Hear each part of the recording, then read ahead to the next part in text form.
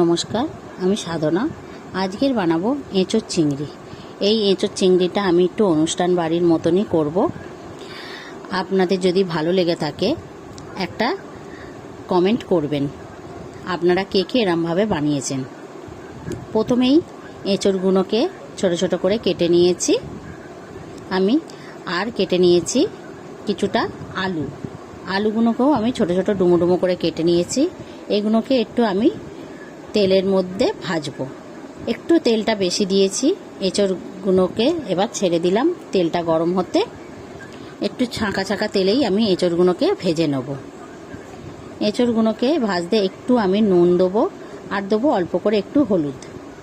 নুন আর হলুদটাকে দিয়ে আমি লাল লাল করে এঁচোড়টাকে ভেজে নেব। এঁচোড়টা একটু ঢাকা দিয়ে আমি ভাজবো। 2 মিনিট করে চাপা দেবো, আবার একটু নেড়ে চেড়ে নিয়ে আবার 2 মিনিট পরে আবারও চাপা দিয়ে দেবো। আর এরমভাবেই আমি এঁচোড়টাকে নেড়ে চেড়ে লাল লাল করে ভেজে নেব। এঁচোড়টা গলেও যাবে আর লাল লাল করে ভাজাও হয়ে যাবে। এঁচোড়টা পুরো ভালো মতন গলে গেছে। ভাজতে ভাজতেই আমি এঁচোড়টাকে গলিয়ে নিয়েছি। এবার এঁচোড়টাকে আমি তুলে নেব। এঁচোড়টাকে তুলে নিয়ে ওই তেলের মধ্যেই আমি আলুগুলোকেও লাল লাল করে ভেজে নেব।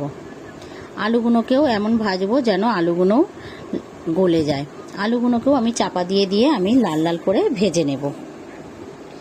আলুগুলোও ভালো মতো নেড়ে চেড়ে নিয়েছি। আলুগুলোও আমার গলে গেছে। এবার আলুগুলোকেও আমি তুলে নেব। আলুগুলোকেও আমি নেড়ে চেড়ে ভালো করে তুলে নেব। এঁচোড় আলুটাকে তুলে নিয়ে এবার লাল লাল করে ভেজে তুলে নিয়েছি। এবার ওই তেলের মধ্যেই আরও একটু তেল দিয়ে দেবো। তেল দিয়ে দেবো 2টো তেজপাতা আর একটু গোটা জিরে। ফোড়নটাকে ভেজে নেড়ে চেড়ে ভেজে নেবো। নিয়ে দিয়ে দেবো পেঁয়াজ কুচি। এতে আমি বড় সাইজের 2টো পেঁয়াজ দিয়েছি। পেঁয়াজটাকে আমি লাল লাল করে ভেজে নিয়েছি। ভেজে নিয়ে দিয়ে দেবো চিংড়ি মাছগুলো। চিংড়ি মাছগুলোকেও হালকা করে ভেজে নেব। চিংড়িগুলো বেশি আমি লাল লাল করে ভাজবো না। চিংড়ি মাছ বেশি লাল লাল করে ভাজলে শক্ত হয়ে যাবে। এদিকে আমি আদা রসুন আর টমেটোর পেস্ট করে নিয়েছি। এটাকে আমি দিয়ে দিলাম। এটাকে দিয়েও আমি ভালো করে নেড়ে চেড়ে কষিয়ে নেব। ভালো করে নেড়ে চেড়ে কষিয়ে নিয়ে এবার যতক্ষণ না আদা রসুনের গন্ধটা যাচ্ছে ততক্ষণ কষিয়ে নিয়েছি।